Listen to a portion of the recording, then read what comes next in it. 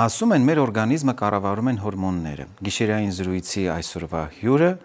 Երևանի բժշկական կենտրոնի գլխավոր էնդոկրինոլոգ, Երևան քաղաքի գլխավոր էնդոկրինոլոգ, բժշկական գիտությունների թեկնածու, դոցենտ Էլզա Հայրապետյանն է, ում հետ մենք խոսենք հորմոններից, դրանց ազդեցություններից, հորմոնների խանգարումներից եւ կապը սեռական առողջության հետ։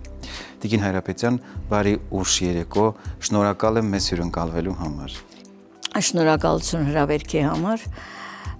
քանի որ բավականին ժամանակակից եւ պահանջված թեմա է այսօրվա մեր զրույցը, ես ինչ շատ պարտավորված եմ զգում, ինչու, որովհետև հեշտ է կարդալ բժիշկների համար եւ դժվար է այն լսարանի համար, ինչպիսին ընդհանրապես բնակչությունն է, քանի որ կան տարբեր կրթության անձնավորություններ, մարդիկ տարբեր աշխատանքի, պետք է փորձեմ ավելի պարզ եւ մատչելի լեզվով, ոչ բժշկական տերմիններ օգտագործելով այս բարդ հարցազրույցը անցկացնել ձեզ հետ միասին։ Լսում եմ ձեզ։ Տիկին Հայրապետյան, հորմոնները, ինչպես գիտենք, չափազանց կարևոր են։ Կուզենայի խոսենք ընդհանրապես հորմոններից, ինչ են ներկայացնում իրենցից հորմոնները եւ ինչ դեր ունեն մեր օրգանիզմում։ Հորմոնները, նախ խոսենք մեր էնդոկրին համակարգից, ինչպես հայերեն ենք ասում, ներզատիչ գեղձերի համակարգը։ Դրանք կան միայնակ օրգան է, կա զույգ օրգան է, շատ փոքր իրենց մասսայով, արտադրած նյութերը, որոնք անվանում ենք հորմոններ, դրանք շատ չնչին քանակով են արտադրվում, բայց ունեն ահռելի ազդեցություն մեր օրգանիզմում։ Այդ գեղձերը նախ կենտրոնական գեղձը գլխուղեղում տեղակայված մեր հիպոֆիզն է, նրանից վերև ավելի ներվային էնդոկրին ընդհանուր մի համակարգ, որը կոչվում է հիպոթալամուս, այնուհետև գտնվում է հիպոֆիզը, իսկ հետո արդեն իջնում ենք ավելի ներքև։ Վահանաձև գեղձը, որը ժողովրդի մեջ դրա խանգարումները հայտնի է որպես խպիպ կամ զոբ։ Այնուհետև ենթաստամոքսային գեղձը, որը արտադրում է ինսուլին եւ ցավոք սրտի դարի հիվանդությունը շաքարախտն է, այսինքն այդ գեղձի խանգարումների ժամանակ մենք ունենք շաքարախտ։ Այնուհետև գալիս է դրանից հետո գալիս են շատ կարևոր այսպես կոչված մակ երիկամները։ Խոսքն արդեն ասում է, որ դրանք երիկամներից զատ փոքր լոբաձև օրգաններ են, որոնք տեղակայված են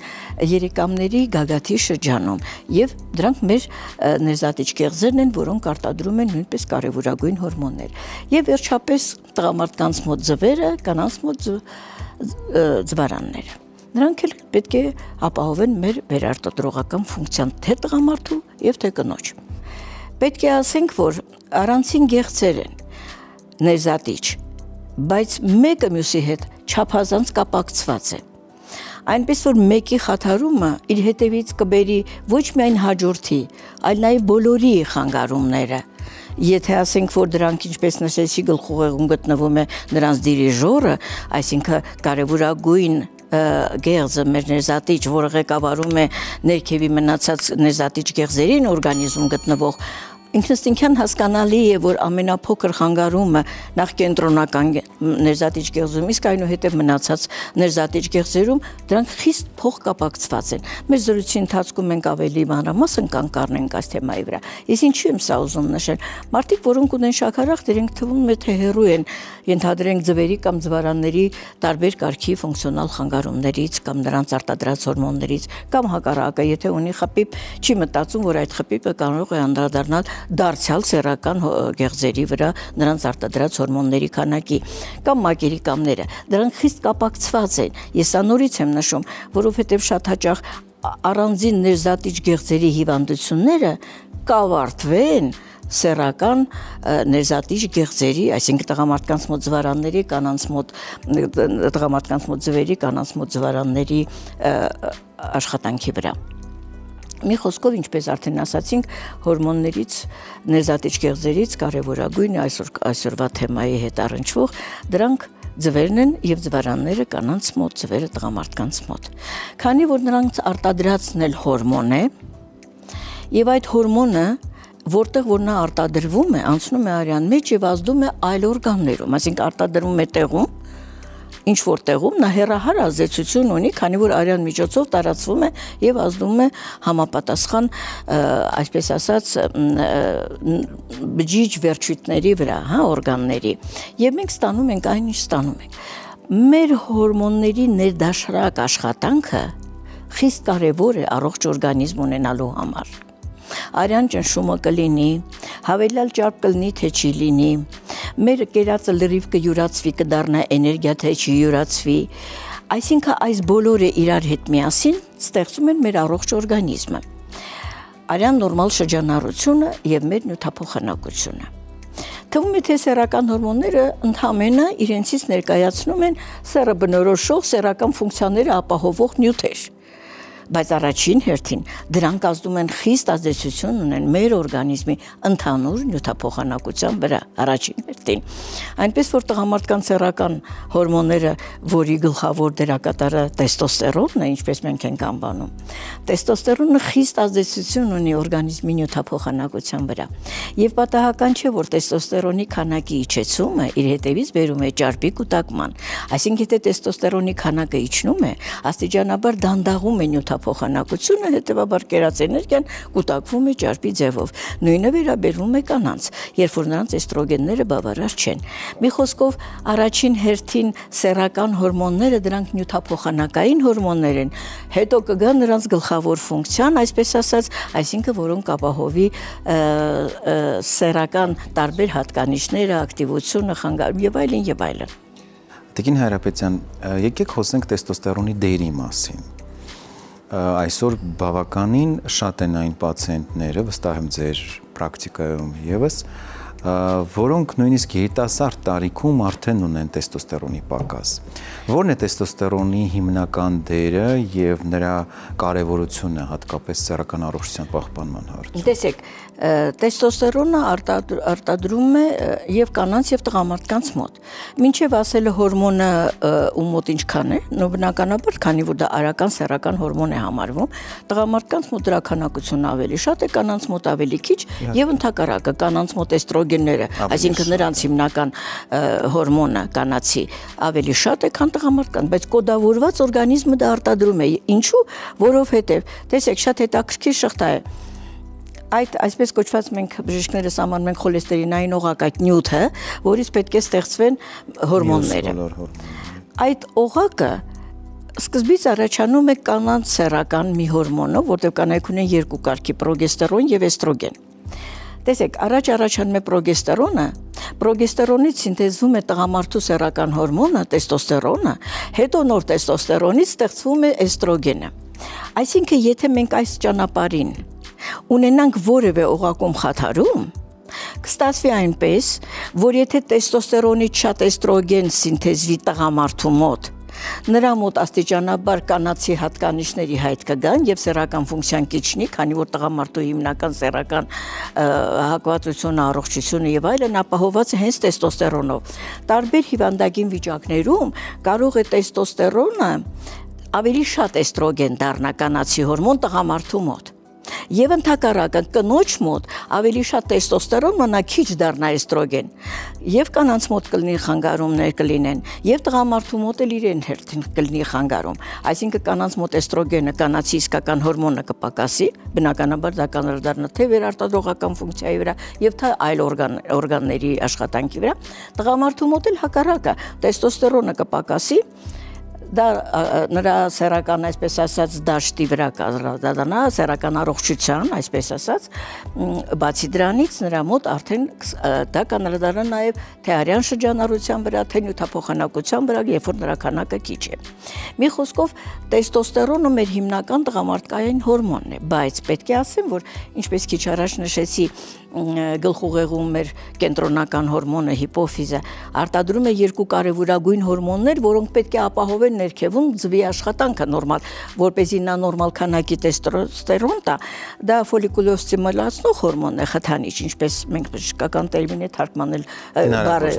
հնարավոր չի, եւ լյուտեինիզացնող հորմոնը։ Այս երկու հորմոնների քանակն էլ է շատ կարևոր, որպեսզի մենք ունենանք նորմալ տեստոստերոն։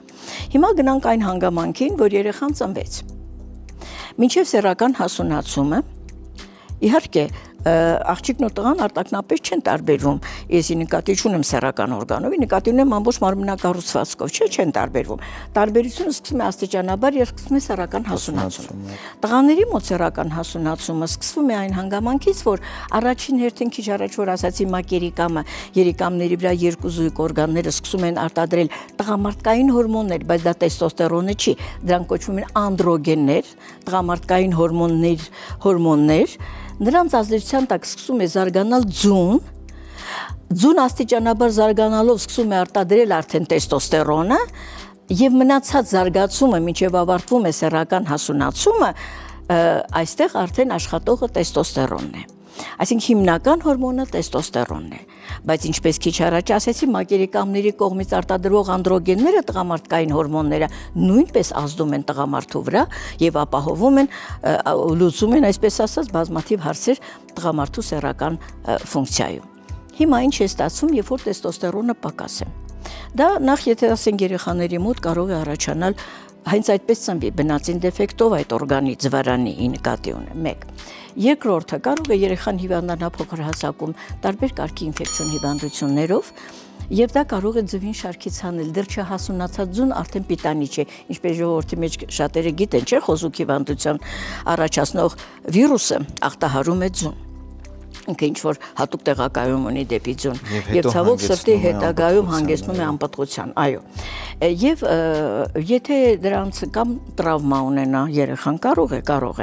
Այսինքն դա նշանակում է, երբ կգա սեռական հասունացման տարիքը չկա բավարար քանակում տղամարդկային հորմոնները, տղան ձայնը կմնա բարձր աղջկական ձայն։ Երկրորդային սեռական հատկանիշները նրա մոտ չեն, այսինքն մկանային հյուսվածքը ավելի ծավալուն է դառնում, ձևավորվում է, չէ՞, եւ ամենակարևորը մազային ծածկույթը համապատասխան դեմքի վրա անոթափոսերում եւ այլն։ Այսինքն ինչ հատուկ է տղաներին, արդեն չի լինի։ Արդեն չզարգացավ։ Իսկ եթե ամեն ինչ նորմալ հարթ է ընթացել, սեռական հասունացումը կայացել է, մենք ունենք արդեն ձևավորված երիտասարդ, նրա մոտ կարող են սեռական խանգարումներ լինել այս կամ այն հիվանդությունների հետևանքով, այս կամ այն հիվանդության պատճառով հենց սեռական ձվի ախտահարման հետևանքով եւ այլն։ Սա արդեն մենք կունենանք, ինչպես մենք ենք անվում, էրեկտիլ դիսֆունկցիա, որը կընդգրկի տարբեր, այսպես ասած, պահեր սեռական առողջության մեջ, քիչ հետո դրան կանդրադառնանք։ Մի խոսքով տեստոստերոնի պակասը, որը կարող է լինել տարբեր հիվանդությունների հետևանքով կամ կարող է լինել ընդհանրապես հենց ձվի ախտահարումով։ Բայց մենք այլ հիվանդություններ էլ ունենք էնդոկրին, որը կարող է ընթանալ տեստոստերոնի անբավարարությամբ։ Առաջինը դա հիպոգոնադիզմն է, որի մասին ես արդեն խոսեցի։ Այսինքն հիպոգոնադիզմ նշանակում է գոնադը սեռն է, հիպոն ցածր է, այսինքն սեռական զարգացումը թերի է։ Չի արտադրում ձուն, թե չի արտադրում կենտրոնը, դրանք տարբեր կարգի են։ Այո։ Ի վերջո մենք ունենք սեռական հորմոնների անբավարարություն։ Երկրորդը, որի մասին ես կուզենայի անպայման նշել, վահանաձև գեղձի հիվանդություններն են։ Մեր վահանաձև գեղձի հիվանդությունները։ Մեր յուրաքանչյուր ներզատիչ գեղձը կարող է ունենալ նորմալ ֆունկցիա, կարող է ունենալ բարձր ֆունկցիա, որի անունը կդնենք տոքսիկոզ, տոքսիկ խպիպ, այսինքն թունավոր խպիպ, եւ ընդհակառակը ցածր ֆունկցիա։ Դա այն դեպքում է, երբ որ խպիպը զարգացած է եւ մենք տալիս ենք հիվանդին փոխարինող թերապիա, այսինքն հորմոնը ինչքան քիչ է, այնքան տալիս ենք։ Հիմա պարզվում է, որ առանց վահանաձև գեղձի հորմոնի նորմալ քանակի ոչ ձուն կարող է լիարժեք աշխատել տղամարդկանց մոտ, ոչ էլ ձվարանը կնոջ մոտ։ Եվ շատ հաճախ, քանի որ Հայաստանում ենք ապրում, եւ մեր Հայաստանում շատ տարածված են վահանաձև գեղձի ախտահարումները, թե յոդի պակասից եւ թե աուտոիմուն տարբեր կարգի խանգարումներից տարածվածություն ունեն, մենք շատ հաճախ ունենք վահանաձև գեղձի անբավարարություն։ Ցավոք սրտի բոլորը չեն, որ հետազոտվում են, որ դա մեջտեղ բերեն, որտեղ դրանցից շատերը վահանաձև գեղձի ախտահարումները իր թույլ շրջանում դեռ ախտանիշներ չունի, որով մարդը դիմի բժշկի, բայց արդեն հորմոնալ մակարդակով խանգարումը կա եւ դա կարող է բերել սեռական անբավարարության։ Արդեն դա կարող է բերել ձվի կողմից տեստոստերոնի արտադրության քչացման։ Եվ ընդհակառակն, եթե ունենք թունավոր խպիպները դրանք աուտոիմուն պրոցես են, իմուն համակարգի խանգարում, իսկ իմուն համակարգի խանգարումը լիարժեք կարող է բերել ձվի տղամարդու ձևի խանգարման եւ տեստոստերոնի անբավարարության։ Երրորդ հիվանդությունը, որը էնդոկրին գեղձի հետևանքում է, դա պրոլակտինոմաներն են։ Երբ որ մենք ունենք հիպերպրոլակտինեմիա, ինչ է դա։ Պրոլակտինը այն հորմոնն է, որ կնոջ մոտ արտադրվում է կաթ արտադրելու համար կնոջ կրծքագեղձը եւ երեխային պետք է կերակրի, այսինքն հղիության ընթացքում այդ հորմոնի քանակը բարձրանում է, հղիությունից հետո կաթ է արտադրվում եւ երեխային կերակրում, սա նորմալ ֆիզիոլոգիական process է, բայց պրոլակտինը ինքը արգելակող ազդեցություն ունի սեռական հորմոնների վրա,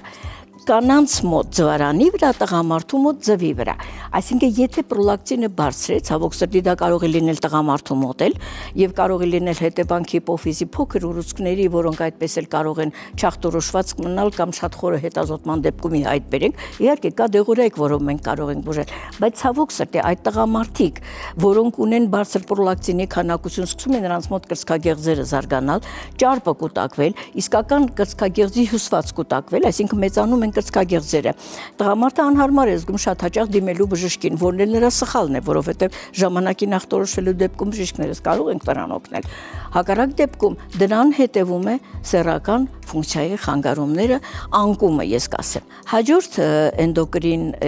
խանգարումը, որ կարող է բերել սեռական ֆունկցիայի անկման, շաքարախտն է։ Սա լուրջ եւ մեծ թեմա է եւ ես կարծում եմ մենք մի առանձին հաղորդում պետք է դրան նվիրենք, քանի որ այստեղ շատ ասելու բան կա, այսօր մեր ժամանակը չի բավարարի։ Շաքարախտի ժամանակ նույնպես մենք ունենում ենք ձվերի կամ կանանց մոտ ձվարանների ֆունկցիայի խանգարումներ եւ վերջապես 5-րդը, որի մասին կուզենայի ասել, դա ստրեսի հորմոնն է մեր օրգանիզմի, դա կորտիզոլն է, որը արտադրում են մեր մակերիկամները,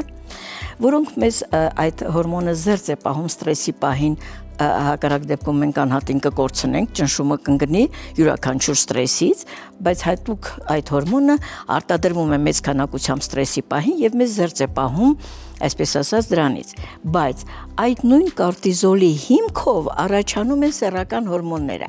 այսինքն եթե ստրեսի պահին մեծ քանակությամբ կորտիզոլ է արտադրվում, դեռ ստրեսը ոչինչ, հիմա եղավ, մի քիչ հետո կանցնի, դե իհարկե շատ անհատական է, մեկը 5 րոպե հետո է ստրեսը հաղթահարում, մեկն էլ օրեր շարունակ չի հաղթահարում, մեկն էլ խորը դեպրեսիայի մեջ անգնում, ես ի նկատի ունեմ ընդհանրապես ստրեսը, որը կարճատև է, բայց բացի ստրեսից, եթե խոսենք քրոնիկական ստրեսի մասին, այսինքն մարդը, որը որ հաճախ է ենթարկվում այդպիսի տագնապների, կամ արդեն այդ մակերիկամի օրգանն է հիվանդ եւ արտադրում է շատ կորտիզոլ, բոլոր դեպքերում մենք ունենք գերքանակը այդ հորմոնի, միանշանակ դա բերում է տեստոստերոնի քանակի իջեցման։ Այսինքն ունենալով մակերիկամի հիվանդություն, մենք կարող ենք ունենալ սեռական անբավարարություն։ Դրա մեջ կարող է մտնել էրեկցիլ դիսֆունկցիա, սեռական ցանկության բացակայություն, էրեկցիայի խանգարումներ եւ այլն, ի վերջո դա կարող է վերջանալ անպտղությամբ։ Սրանք 5 հիվանդություններն են մեր ներզատիչ գեղձերի, որոնք կարող են ավարտվել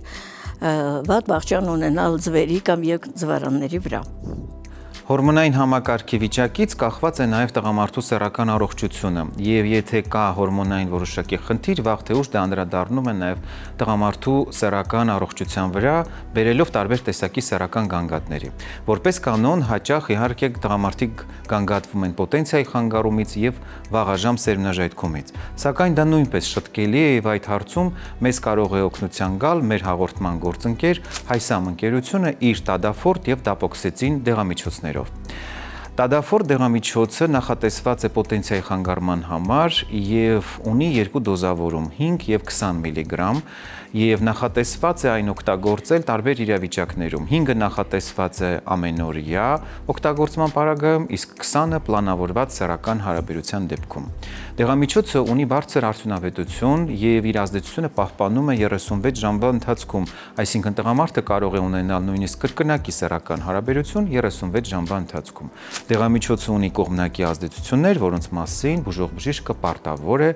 իրազեկել պացիենտին։ Մյուս դեղամիջոցը դապոքսեցինն է, որը նույնպես ունի 2 դոզավորում՝ 30 եւ 60, թե որ դոզավորումը կընտրի բժիշկը կախված է խնդրի վաղեմությունից եւ խորությունից։ Դեղամիջոցը ունի բարձր արդյունավետություն, հատկապես տադաֆորտի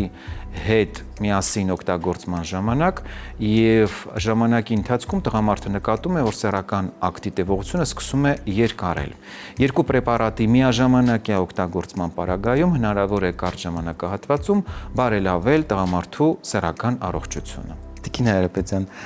իհարկե շատ հետաքրքիր է ձեզ լսելը, հատկապես դիպուկ համեմատությունները։ Կասեք, խնդրեմ, տեստոստերոնը բացի նշյալ թիրախ օրգաններից եւ սեռական խնդիրներից սրտի վրա ինչպես կարող է ազդել, նյութափոխանակության վրա ինչ ազդեցություն կարող է ունենալ, որովհետեւ հանրահայտ է, որ օրգանիզմը հատկապես էնդոկրին համակարգը միասնական է գործում։ Դուք շատ ճիշտ նկատեցիք, նախ եւ առաջ տեստոստերոն ինքը մենք համարում ենք անաբոլիկ, դա բժշկական տերմին է, այսինքն անաբոլիկ ազդեցություն դա նշանակում է նյութափոխանակությունը խթանող ազդեցություն։ Դա նշանակում է, եթե ունենք բավարար քանակի տեստոստերոն, այսինքն առողջ տղամարդ, նա ճարպակալը չի առաջի հերթին։ Նա չի թույլ տալիս տեստոստերոնը, որ ճարպ կուտակվի, մեկ։ Երկրորդը, տեստոստերոնը բավարար քանակով ապահովում է սիրտանոթային համակարգի նորմալ աշխատանքը։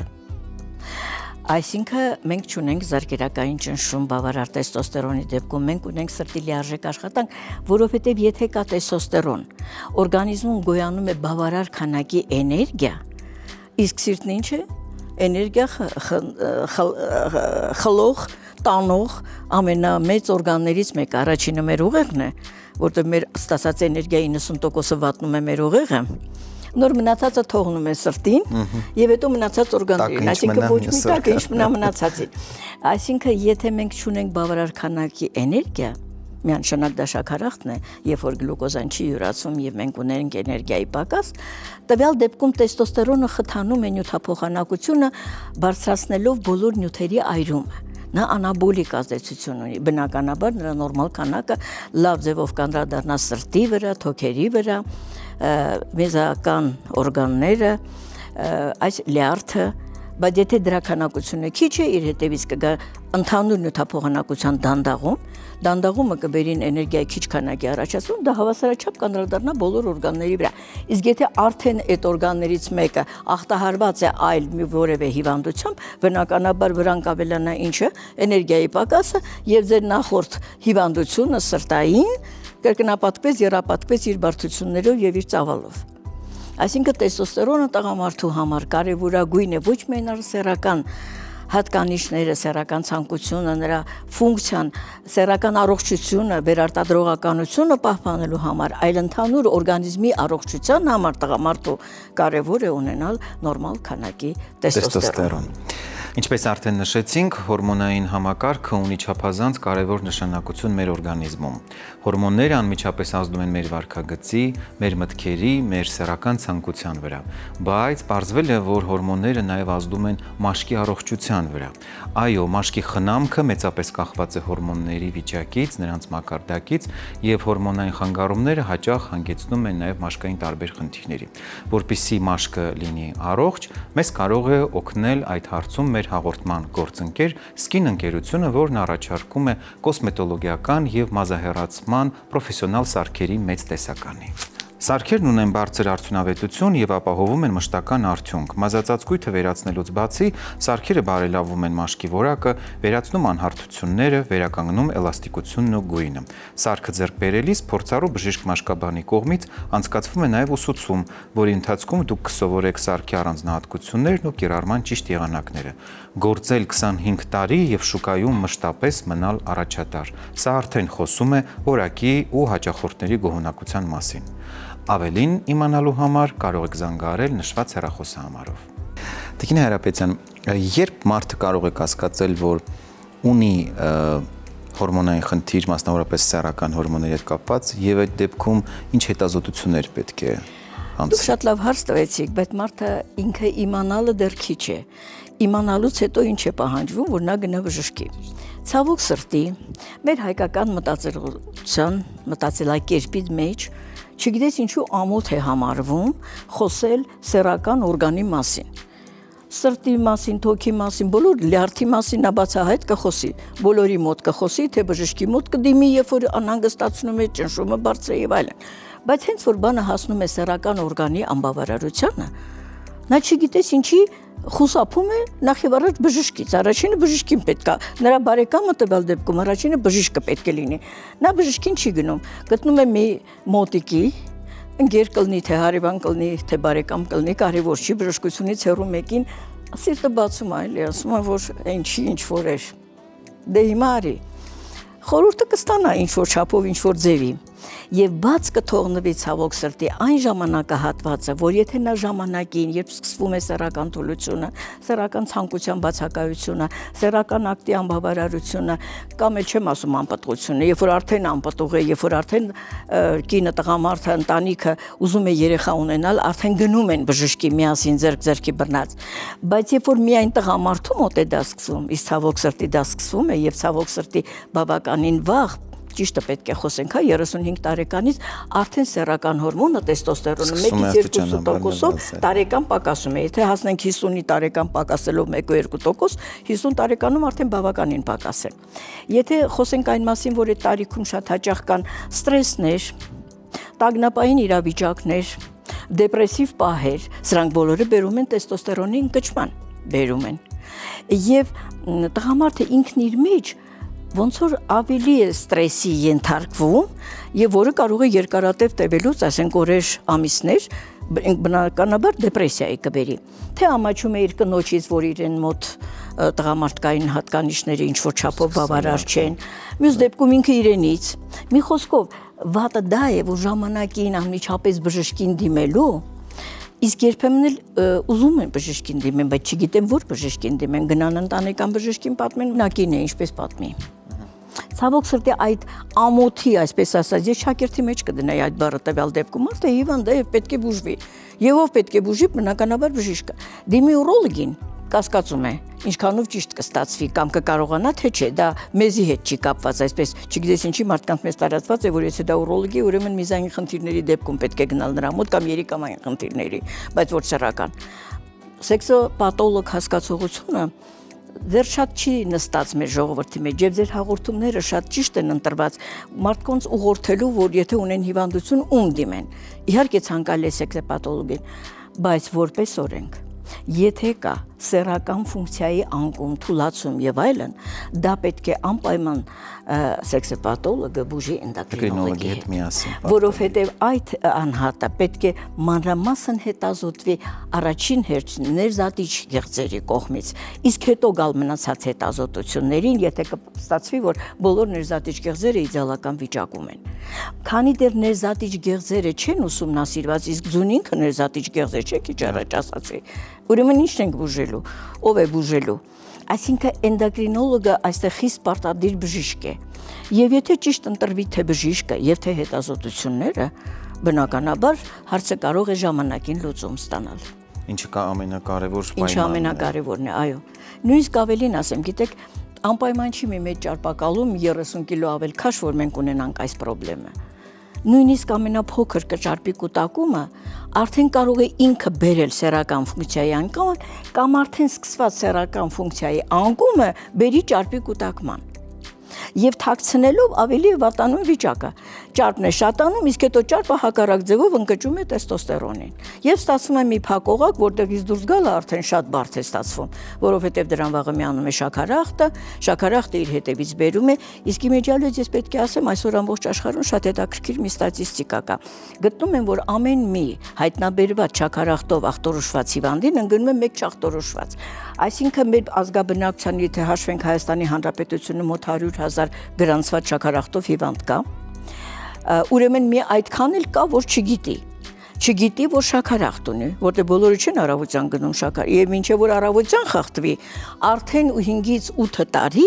լինում է խախտված գլյուկոզայի յուրացումը։ Եվ այսօր ապացուցված է, որ նույնիսկ դեռ չկա այդ այսպես ասած արտահայտված շաքարախտ հիվանդությունը որպես այդպեսին, բայց արդեն ունեն գլյուկոզայի յուրացման խանգարումներ, եւ սա արդեն բավական է, որ 37, 38, 40 տարեկան երիտասարդը ունենա սեռական ֆունկցիայի խանգարումներ, էրեկցիլ դիսֆունկցիա, ինչպես մենք ենք ասում, ցանկության թուլացում, բացակայություն, էրեկցիայի խանգարումներ եւ այլն, բավարարվածության, անբավարարվածություն եւ այլն։ Հա, մեր հորմոնները որոնք են՝ տեստոստերոն, էստրոգեն ինչպես արդեն ասացինք, լյուտեինիզացնող հորմոն, ֆոլիկուլիզացնող պրոլակտին եւ մի շատ կարևոր հորմոն, որի մասին կուզենայի համենայն դեպս երկու խոսք ասեմ, դա օքսիտոցինն է։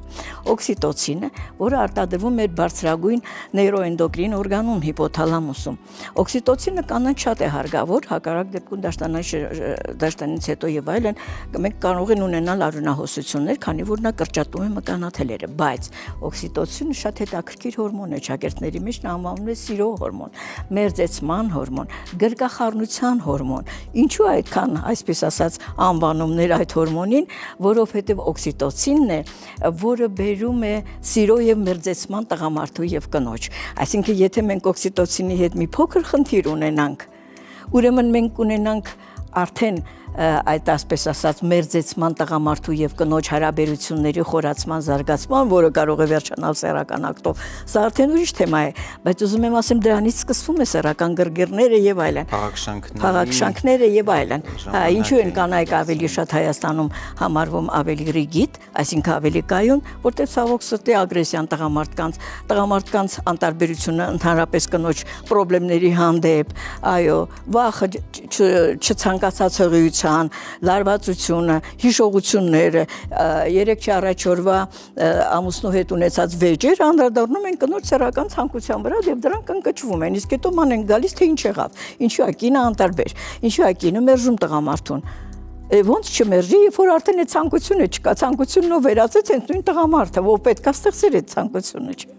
Տիկին Հայրապետյան, որոնք են այն հիմնական խորհուրդները, հատկապես օրինակ քնի ռեժիմի, սննդի առումով կարգավորելու եւ արդյոք հնարավոր է առողջ ապրելակերպի միջոցով հնարավոր է արդյոք կարգավորել հորմոնալ ֆոնը առանց դեղորայքի օգտագործման։ Իհարկե միանշանակ։ Առաջին հերթին ինչ էր հարկավոր մեզ նորմալ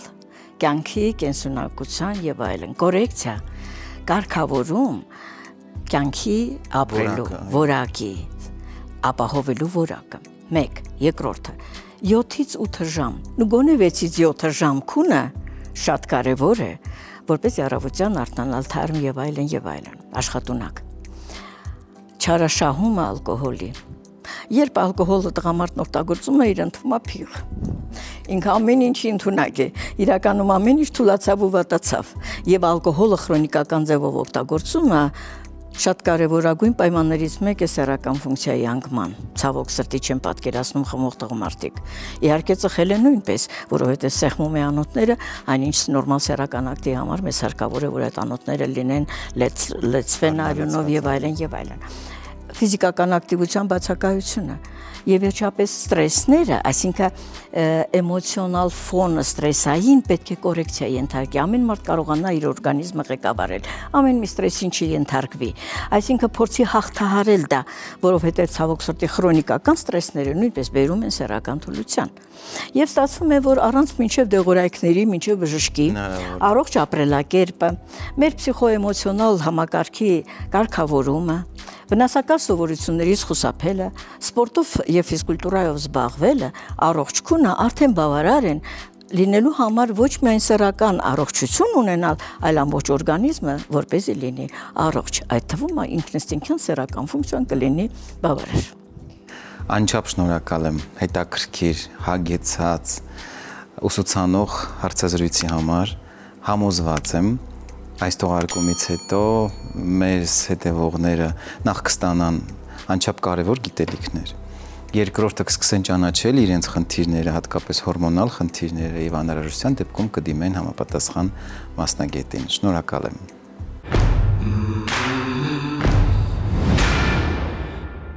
Սեռական այբուբեն խորագրի ներքո ես պատասխանում եմ բոլոր այն հարցերին, որոնք դուք ուղարկում եք մեզ։ Շնորհակալություն մեզ հետևելու համար, մեզ համար անչափ կարևոր է ձեր վստահությունը։ Իսկ այժմ ընթերցեմ հարցը։ Ես 32 տարեկան եմ, ինձ մոտ սեռական ակտից հետո աջ ամորձու շրջանում նկատվում է անհանգստություն։ Մեկ-մեկ նաև ցավեր։ Նման բան նկատվում է նաև սեռական օրգանի գրգռվելուց հետո։ Օրգազմի ժամանակ նույն աջ ամորձին կծկվում փոքրանում է։ 1-2 ամիս է, ինչ կա այս խնդիրը։ Նաև նկատում եմ սեռական թուլություն ու լավ չեմ գրգռվում։ Ինչի հետ է դա կապված եւ վտանգավոր է արդյոք։ Նման գանգատները հուշում են նրա մասին, որ սեռական օրգաններում կա բորբոքային գործընթաց, որը զգալիորեն հասունացել է եւ արդեն անհանգստացնում է մասնավորապես ամորձու ցավի տեսքով։ Ցավը յուրովի ազդանշան է, որ բորբոքային process-ը բավականին արտահայտված է եւ այս դեպքում հապաղել իհարկե պետք չէ, պետք է անպայման դիմել բժշկի, անցնել համապատասխան հետազոտություններ, պարզել պատճառը եւ ստանալ համապատասխան բուժում։ Ցավի արկայության դեպքում այո, հնարավոր է նաեւ սեռական թուլություն, երբեմն նաեւ տղամարդիկ նշում են նաեւ սեռական ակտի տևողության հետ կապված խնդիրներ, որոնք ժամանակի ընթացքում կարող են ավելի խորանալ։ Հետևաբար, որպեսզի խնդիրը ավելի չբարդանա, պետք է ժամանակին մտածել հետագա բարդություններից խուսափելու համար։ Նման գանգատներ կարող են նկատվել բոլոր այն դեպքերում, երբ տղամարդը օգտագործում է կիպ սեղմող ներքնազգեստ։ Սովորաբար սեռական օրգանները չեն սիրում, երբ հագուստը լինում է կիպ կամ սեղմող, եւ նմանատիպ հագուստի, մասնավորապես ներքնազգեստի եւ տաբատի կիպ լինելու դեպքում սեռական օրգաններում առաջանում է արյան շրջանառության խանգարում, որի արդյունքում սեռական օրգանները չեն ստանում համապատասխան սնուցում եւ նկատվում է նաեւ ցավային զգացողություն, որը կարող է նաեւ բերել սեռական թուլության։ Այս գանգատը կարող է նկատվել նաև բոլոր այն տղամարդկանց մոտ, ովքեր ինտենսիվորեն մարզվում են եւ հաճախակի կատարում են ծանր ուժային վարժություններ, որոնք այո կարող են սեռական օրգաններում առաջացնել նման խնդիրներ։ Հետևաբար, պարզելու համար թե որն է պատճառը կամ որոնք են պատճառները, անհրաժեշտ է անցնել սեքսոլոգիական խորհրդատվություն, հանձնել համապատասխան անալիզներ, որից հետո արդեն պատկերը պարզ կլինի։ Ախտորոշումից հետո բժիշկը արդեն կնշանակի համապատասխան բուժում։ Ակնհայտ է, որ առաջին հերթին իհարկե պետք է վերացնել ցավը։ Ցավը միշտ շեղում է եւ անկողնում ստեղծում համապատասխան լարվածություն։ Ցավը վերացնելու համար կարող է նշանակվել հակաբորբոքային դեղամիջոցներ, անհրաժեշտության դեպքում, դա արդեն պարզ կլինի անալիզներից հետո, նաեւ անտիբիոտիկներ։ Տղամարդու սեռական ֆունկցիան վերականգնելու համար նշանակվում են արդեն համապատասխան խթանիչներ, ինչպես քիմիական, այնպես եւ բուսական բնույթի։ Այս պարագայում օգնության կարող է հասնել մեր հաղորդման գործընկեր Bonfarm ընկերության մեգապոտենցին կենսաբանական հավելումը, որը առանձնանում է իր վիտամինային եւ միկրոէլեմենտներով հարուստ բաղադրակազմով։ Մեգապոտենցինը ունի մի քանի առավելություններ։ Նախ չի առաջացնում կախյալություն, որը շատ կարևոր է, որովհետեւ շատ տղամարդիկ խուսափում են քիմիական ծագում ունեցող դեղամիջոցներից, մտածելով, որ դրանք կարող են առաջացնել կախյալություն։ Մյուս կարևոր առանձնահատկությունն այն է, որ մեգապոտենցինը ապահովում է բավականին արդյունավետ բուժում, պացիենտները արդեն իսկ բուժման ընթացքում նկատում են դրական տեղաշարժ եւ հատկապես նշում են, որ բարելավվել է նաեւ սեռական ցանկությունը, ինչը տղամարդու համար շատ կարևոր գործոն է։ Մեգապոտենցին լոնգը ունի մի կարևոր առանձնահատկություն։ Տուփի մեջ վիտամիններն ու միկրոէլեմենտներն առանձնացված են, որոնք պետք է հաշվի առնել ընդունման ժամանակ, առավոտյան եւ երեկոյան ընդունելիս, ինչն ապահովում է բուժման բարձր արդյունավետություն։ Իսկ վերջում ուզում եմ հատուկ շեշտել, որ առողջական խնդիրները իսկ սեռականը հատկապես չի կարելի անտեսել, որովհետև լռելը, անտեսելը որպես կանոն բերում է ավելի լուրջ բարդությունների։ Եղեք առողջ եւ լավատես։ Այսօրվա գիշերային զրույցն էլ ավարտվեց։ Գտեք մեզ ATV-ի եթերում ամեն ուրբաթ։ Իսկ համացանցում գտեք ամեն օր։ Ցանկացած պահի, ցանկացած ժամի տարածեք մեր տեսանյութերը, մեկնաբանեք դրանք, մեզ համար անչափ կարևոր է ձեր կարծիքը։ Մենք խոսում ենք այն ամենի մասին, ինչի մասին դուք ուզում եք լսել։